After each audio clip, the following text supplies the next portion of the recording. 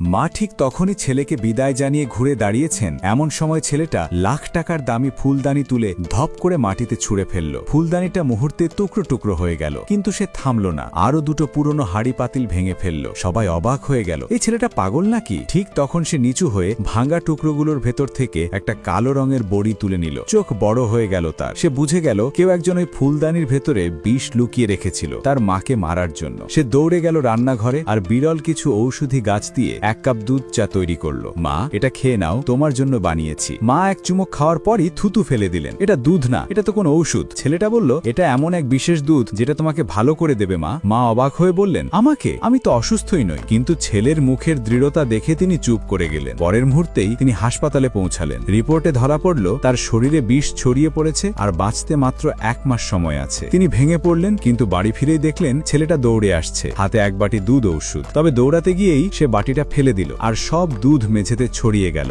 ঠিক সেই দুধটাই যা তার জীবন বাঁচাতে পারত। পরদিন অফিস মিটিং এ স্বামী আর সৎ ছেলে তাদের আসল চেহারা দেখালো। তারা রিপোর্ট সবার সামনে ছুড়ে দিয়ে বলল, দেখো, ওর হাতে মাত্র 1 মাস, এখন নিজের শেয়ারগুলো আমাদের দাও। ঘর নিস্তব্ধ হয়ে গেল। মা কাঁপা হাতে উইল বের করে বললেন, আমার মৃত্যুর পর সব সম্পত্তি আমার ছেলের হবে। ওদের মুখের রং পাল্টে গেল। ঠিক তখনই মা রক্ত কাশতে শুরু করলো। অ্যাসিস্ট্যান্ট দ্রুত একজন চমকপ্রদ ডাক্তারকে খবর দিলেন। ডাক্তার এসে বললেন, দুঃখিত, এই বিষ আমি তুলতে পারবো না, শুধুমাত্র আমার গুরুই পারেন। মা কাঁদতে কাঁদতে বললেন, তাহলে বলো, আমি কোথায় পাবো তোমার গুরুকে? ডাক্তার কিছু বলার আগে ঘরের দরজা খুলে গেল। ভেতরে ঢুকলো সেই ছোট্ট ছেলে। ডাক্তার এক নজর দেখে হাঁটু গেড়ে বসে পড়ল। গুরুদেব। মা স্তব্ধ হয়ে গেলেন। চোখে জল নিয়ে বুঝলেন, যাকে তিনি শুধু নিজের ছেলে ভাবতেন সে আসলে পৃথিবীর সবচেয়ে মহান চিকিৎসক। ছেলেটা মায়ের দিকে তাকিয়ে বলল, আজ থেকে কেউ আমার মাকে আঘাত করতে পারবে না। টিকটকে 3000 লাইক, সঙ্গে 10,000 ভিউ, মাত্র 90 টাকা। কিনতে হলে এই নম্বরে হোয়াটসঅ্যাপে SMS করুন।